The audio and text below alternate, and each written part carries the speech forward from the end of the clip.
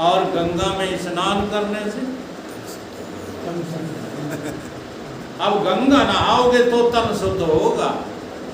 जी हाँ, पानी में नहाओगे तो तन शुद्ध नहीं होगा। कबीर बाबा ने कहा है कि नहीं कहा, गंगा के नहाने से जो पापी नर तर जाए, तो मीन क्यों ना तरे जाको गंगा ही में। तो मीन क्यों नहीं तरती? क्योंकि मीन के लिए वो गंगा नहीं है, मीन के लिए तो वो पानी है। और तुम कहाँ नहा रहे हो? पानी में नहा रहे हो कि गंगा जी में नहा रहे हो? देख लो, जब नहाने जाते हो तब सोचा करो कि जल से नहा रहे हो कि राम भगत जहाँ सुर सरिधार, कि गंगा में स्नान कर रहे हो। अगर तुमने गंगा में स्नान कर लिया तो तुम्हारा तन जो है हाँ बिल्कुल शुद्ध हो जाएगा। तो स्नान करने से तन शुद्ध होता है, कथा सुनने से मन शुद्ध होता है, और दान देने से धन शुद्ध होता है। बस आजकल कोई भी ये शुद्धि नहीं करना चाहता। दान कैसे देना चाहिए, किसको देना चाहिए और किसको लेना चाहिए। दान देने वाले की सामर्थ्य हो। अगर सामर्थ्य नहीं है ही नहीं तुम्हारे पास, धन की बात कर रहा हूँ, ये धन का दान, तो सामर्थ्यवान को और श्रद्धावान को। अगर श्रद्धा नहीं है तब भी आप दान नहीं दे पाओगे, सामर्थ्य चाहे जितनी बनी रहे। अगर श्रद्धा नहीं है तो दान तुम्हारे उसमें से गोलक में से निकलेगा ही। आज वही कहानी सुनाने बैठा हूँ। तो एक चले जा रहे थे दर्शन के लिए किसी मंदिर में, पीछे से पंडा कुर्ता खींच रहा है। अब देखना, ना तो पंडा लेने में जो है संतोषी है, लेने वाले को जो है दान का संतोषी होना चाहिए, और न वे समर्थवान है। खींच रहे कुर्ता, जब वो बहुत ज़्यादा परेशान हो गया, करते हैं ना पंडा, नीम सारण में जाओ या और कहीं जाओ, पकड़ पकड़ खींचते हैं अपनी तरफ। तो वो बिजो गया, उसने क्या खींचते हो यार तुम, मुझे बताओ क्या बात है। उन्हें जी 100 रुपये दे दो, दर्शन पहली शर्त करा देंगे। क्या कर दो? 100 रुपये दे दो, सबसे पहले दर्शन तुम्हें हनुमानगढ़ी के सर्वप्रथम करा देंगे। तो जानते हो वो क्या बोला यात्री, यार तुम मुझे 85 ही रुपये दे दो, हम दर्शन ही नहीं करेंगे, घर चले जाएं। जैसे लेने वाले तैसे ही देने वाले। ठीक है। ऐसे ही एक बार क्या हुआ कि हम तो गुप्त दान देते हैं। क्या देते हैं? देते बहुत हैं, लेकिन कैसा देते हैं? गुप्त दान देते हैं। अब जो कुछ भी उन्होंने दिया हो भाई, हाँ सत्संग में दे दिया, फिर क्या बोले कि भाई हमारा अनाउंसमेंट तो कर दो। अब देखो, अगर गुप्त है तो अनाउंसमेंट क्या करें। अब वो अनाउंसमेंट करा रहे हैं, तो कहीं क्या कर दें? अनाउंसमेंट करो कि गुप्त दान देने वाला मंच पर साधुओं के साथ ही बैठा है। अब ये गुप्त दान है। उन्होंने कह दिया मंच पर गुप्त दान देने वाला साधुओं के साथ बैठा है। उन्होंने कहा अभी बात बनी नहीं, तो भाई अब क्या करें? अब ये बोलो माइक पर कि गुप्त दान देने वाला स्टेज पर प्रथम पंक्ति में बैठा है। उन्हें वो भी बोल दिया, उनका मन फिर भी नहीं माना। उन्होंने कहा प्रथम पंक्ति में साधुओं की ही पोशाक पहने हुए प्रथम व्यक्ति बैठा है, उसने गुप्त दान दिया। अब ये गुप्त दान होगा? मतलब मन में तो है, लेकिन देना कैसे चाहते हो? उजागर करके देना। ये दान नहीं होता। जो छपा कर उजागर करके दिया जाए वो दान नहीं होता। जो छिपा कर दिया जाता है और श्रद्धा और सबूरी से, सामर्थ्य से दिया जाता है, वही दान होता है। अब दूसरे दिन बोले दुकान पे आ जाना, चेक काट देंगे। तो सत्संगी हम संगाती का रहने वाले पहुँच गए दुकान। 10 लाख का चेक काट दिया। 10 लाख का चेक, IDIBI कौन सी नई बैंक चली उसका काट दिया। ले जाकर के बैंक में पहुंचे तो वहां से चेक ही वापस आ गया। चेक ही वापस आ गया। क्यों वापस आ गया? मैनेजर ने कहा भाई चेक तो 10 लाख का है, हमें स्वीकार है, लेकिन इस पर दस्तखत तो किसी के हैं ही नहीं। अब पहुंचे उनके पास, दानी के पास, कि आपने ये दिया है, इस पर दस्तखत तो करो। उन्हें दस्तखत कर देंगे तो गुप्त कहाँ रहेगा? दस्तखत कर दिए तो गुप्त रहेगा? बोलो, फिर तो जो है उजागर हो जाएगा, हमने तो गुप्त दान दिया 10 लाख का। तो ये दान नहीं होते। और दान के संबंध में आज कलयुग में हमारे अंदर सूमता बढ़ती जा रही है। तो ये कहानी सुनाना चाहते हैं ध्यानचंद सेठ की। नाम क्या है उनका? ध्यानचंद। ध्यान में रहते हैं, काय के? धन के। धनचंद होना चाहिए था, लेकिन नाम रख लिया गया ध्यानचंद। और हैं काय के जो है सेठ? धन के सेठ हैं। ध्यानचंद नाम है। कभी जो है कोई पुण्य का काम नहीं। गंगा जी 16 किलोमीटर थी वहाँ से। एक दिन उनकी पत्नी ने कहा कि सेठ जी ऐसा करो, परवी पड़ी है, चले जाओ, जरा सी दूर तो यहीं गंगा जी में स्नान कराओ, थोड़ा बहुत दान। उन दान के नाम से तो उनको जो है फुरफुरी आ जाती, मलेरिया जैसे आती फुरफुरी। सूम आदमी को हाँ दान देने में इतना ही कष्ट होता, मजबूरी चाहे कुछ कराए। तो ध्यानचंद ने जो है कहा चले जाएंगे, नहीं मानती है। 16 किलोमीटर के ज़्यादा से ज़्यादा 20 रुपये लगते होंगे। पैदल चले गए, इतने सूम के पैदल चले गए। अब वहाँ पहुँचे, साधु संतों के घाट पर नहीं गए कि यहाँ जल्दी देना पड़ेगा, मुर्दा घाट तक लिया। मुर्दा घाट पर पहुँचे जा कर के, और गंगा जी में इधर उधर देखा, कोई है तो नहीं नहाने के भी पैसे मांगते। इतने में ही जो है वैकुंठ निवासी भगवान विष्णु को हाँ इन सेठ जी के प्रति जो है कुछ दया आ गई। उन्होंने कही अब इनसे दान तो दिला के ही रहेंगे। तुम कितने भी जो है सूम बने रहना, तुम कितने भी गलत बने रहना, अगर भगवान को तुम्हारे द्वारा कोई काम कराना है तो वो करा ही लेंगे। जी हाँ। अब भगवान उतारू हो गए तो पंडा का भेष रख करके मुर्दा घाट पे खड़े हो गए। और जैसे ही वो डुबकी लगा के निकले, जय हो जजमान की, सेठ जी ने कहा दुष्ट यहाँ भी आ गए, यहाँ भी आ गया। माना नहीं। सेठ जी वहीं से मना करने लगे, हम पानी से निकलेंगे ही नहीं। तुम लोग क्या हमसे, हम कुछ लाए ही नहीं हैं, हम तो बिना धन के आए हैं, पैदल चलकर आए हैं, मेरे पास कुछ है ही नहीं। अरे जजमान धन तो देना पड़ेगा आपको, चाहे भले जो है 1 महीने की खुराक दे दो, हाँ 2 कुंटल गेहूँ दे दो। अरे हमारे पास इतना कहाँ है, अरे तो कहीं जो है 500 रुपये ही दे दो, इतने हमारे पास कहाँ गए, 100 ही दे दो। भगवान ने कहा ये तो बड़ा सूम है। तो बोले 1 टका ही दे दो। तो बोले उधार दे सकता हूँ। क्या दे सकता हूँ?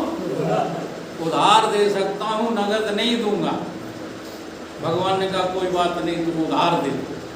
क्या आप उधार रही, घर से ले जाना 1 टका। भगवान अंतर ध्यान हो गए। और जैसे ही ये घर पहुँचे हैं सेठ जी, इनके पहुँचने का देर नहीं, झोला झंगड़ रख के चारपाई पे बैठते ही जा रहे थे, तो ये आवाज़ लगा दी, जजमान है क्या?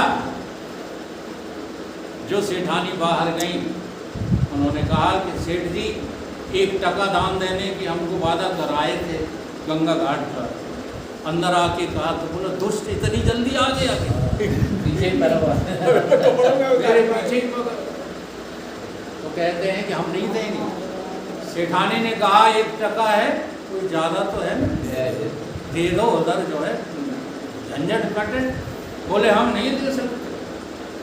तो कहीं अब क्या करोगे, क्या कहीं कह दो बीमार हैं,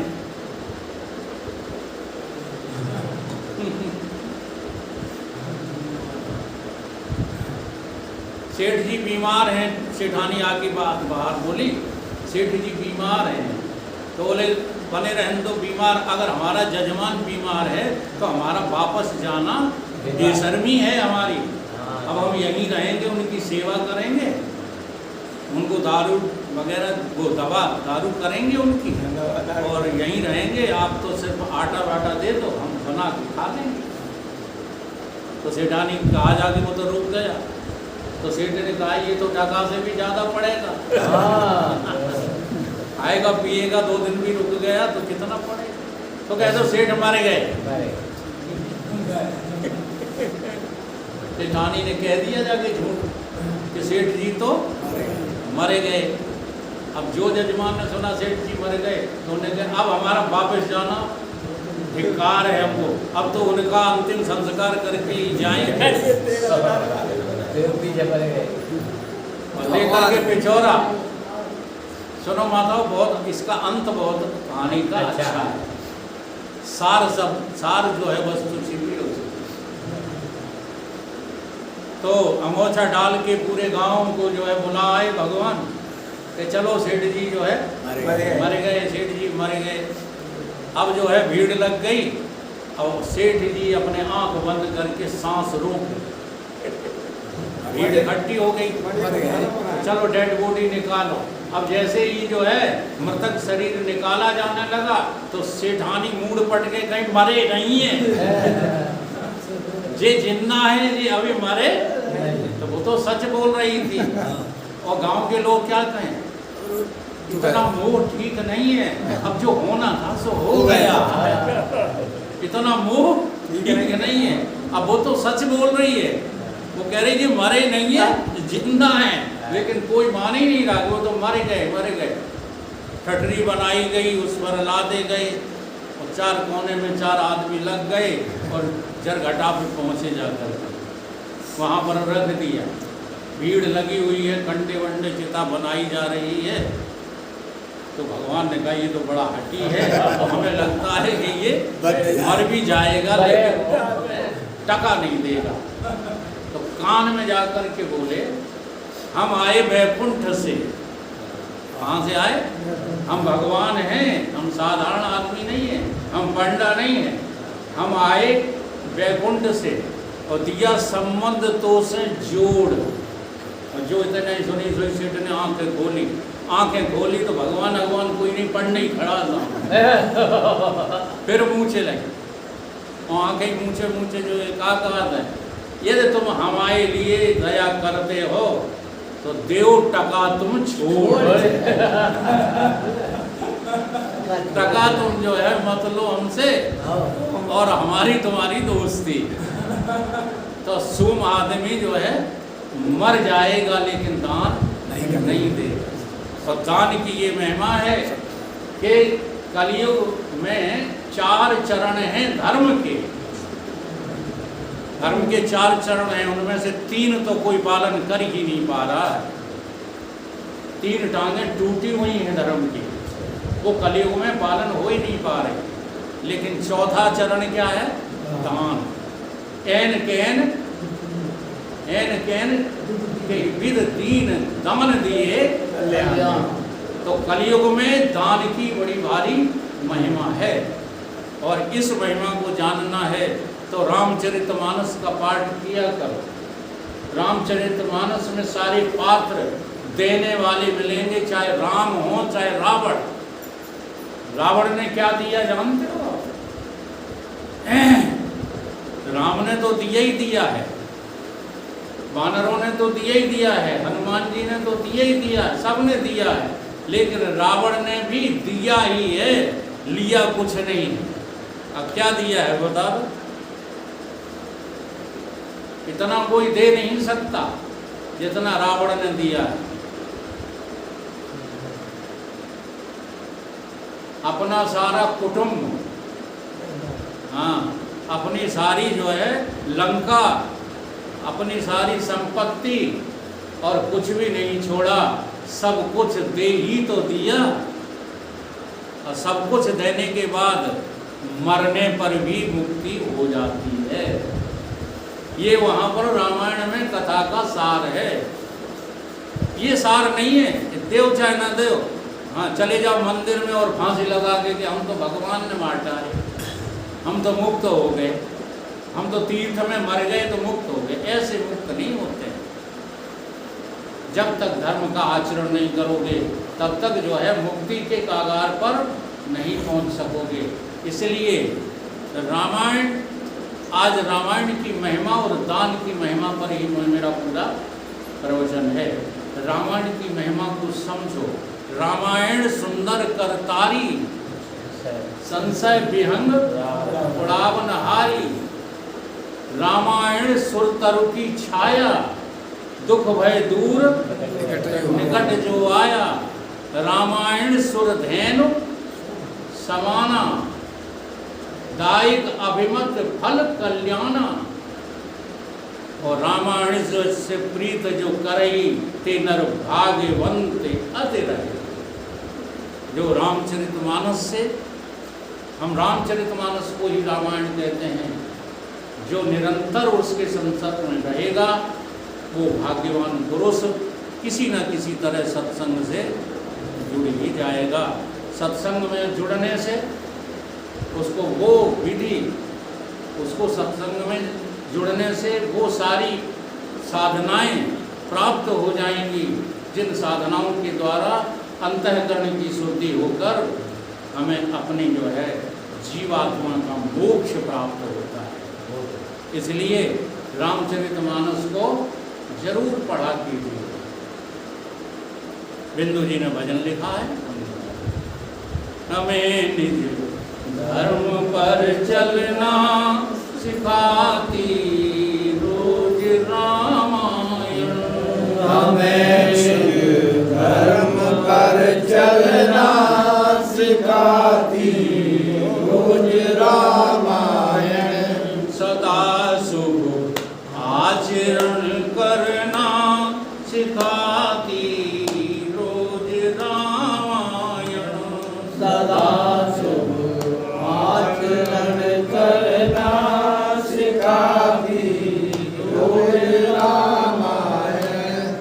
जिन्हें संसार सागर से, संसार सागर से उतर कर पार जाना है। जिन्हें संसार सागर से उतर कर पार जाना है।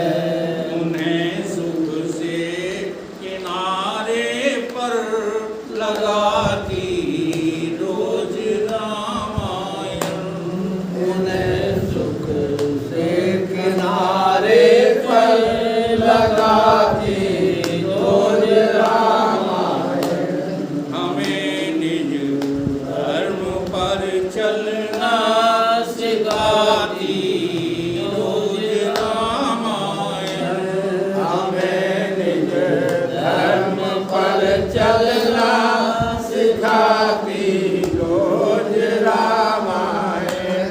कहीं छवि विष्णु की बाकी, कहीं शंकर की है झांकी। कहीं चले विष्णु की आँखी, कहीं शंकर की है झांकी।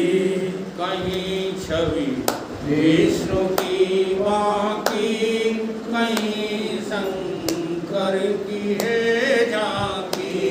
कहीं चले विष्णु की आँखी, कहीं शंकर की है झांकी। हृदय आनंद झूले पर झुलाती रोज रामायण। हृदय आनंद झूले पर झुलाती रोज रामायण। सदा शुभ आचरण करना सिखाती रोज रामायण। सदा शुभ आचरण करना सिखाती रोज रामायण। हमें निज धर्म पर चलना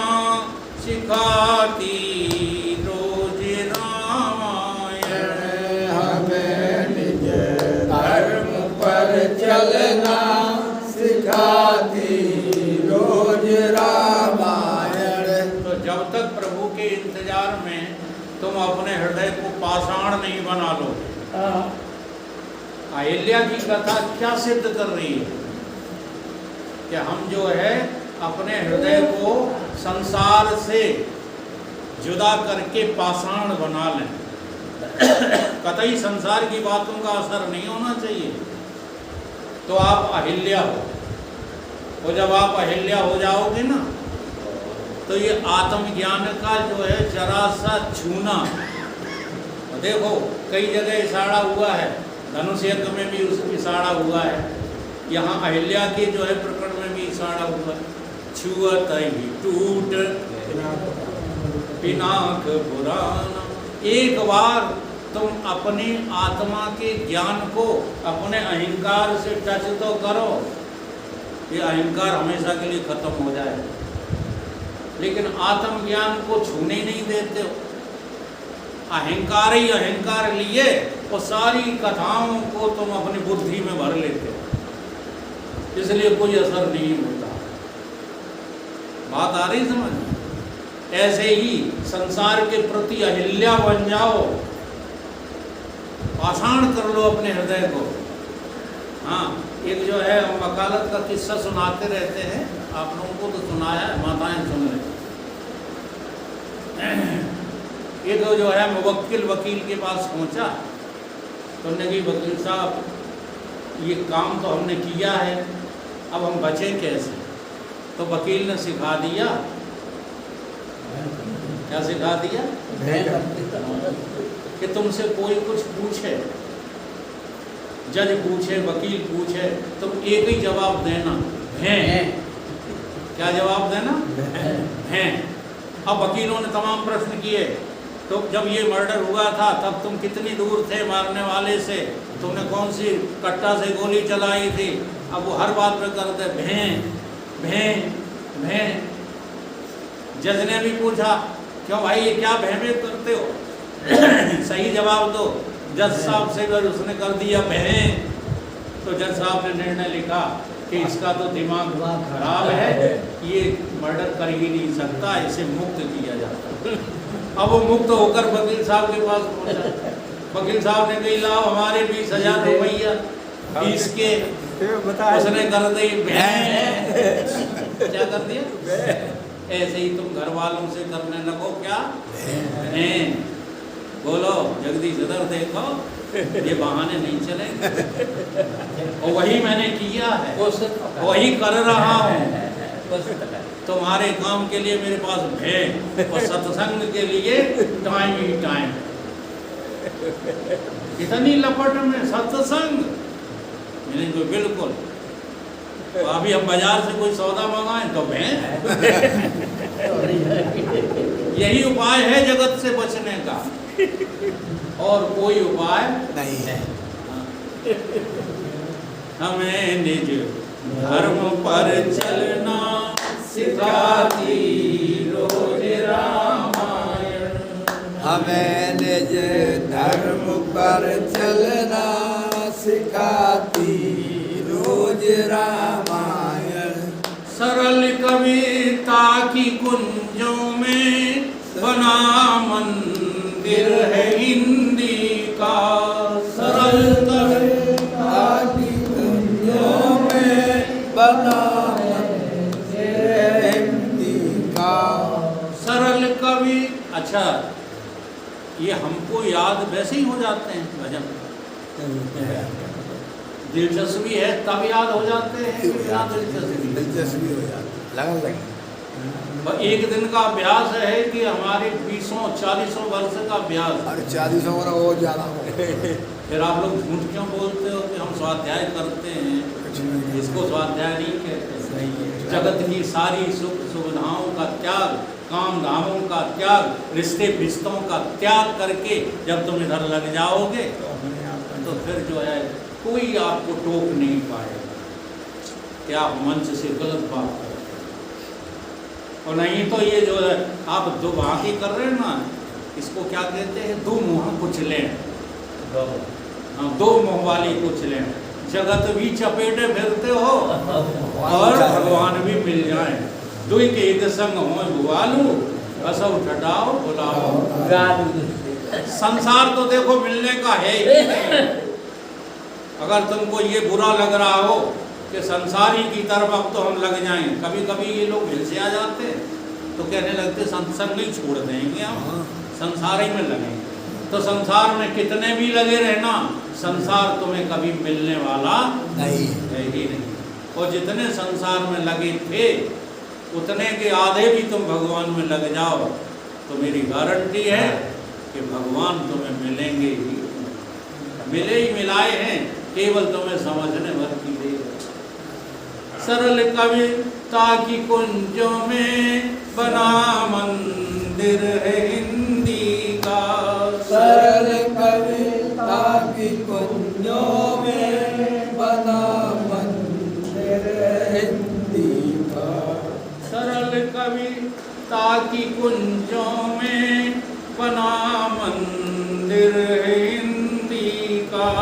सरल कविता की कुंजों में बना मंदिर हिंदी का। प्रभु निज प्रेम का दर्शन कराती रोज रामायण। प्रभु निज प्रेम का दर्शन कराती रोज रामायण। सदा शुभ आचरण करना सिखाती रोज रामायण। सदा शुभ आचरण करना सिखाती रोज रामायण। कभी वेदों के सागर में, कभी गीता की गंगा में। कभी बेता की गंगा में, कभी वेदों के सागर में। कभी वेदों के सागर में, कभी गीता की गंगा में। कभी वेदों के सागर में, कभी गंगा की गंगा में। डुबाती बिंदु है मन को, डुबाती बिंदु है मन को। डुबाती रोज रामायण। डुबाती बिंदु को मन को, बिंदु में डुबाती रोज रामायण। सदा शुभ आचरण करना सिखाती रोज रामायण। सदा शुभ आचरण करना सिखाती रोज रामायण। हमें निज धर्म पर चलना सिखाती रोज रामायण। हमें शुभ धर्म पर चलना सिखाती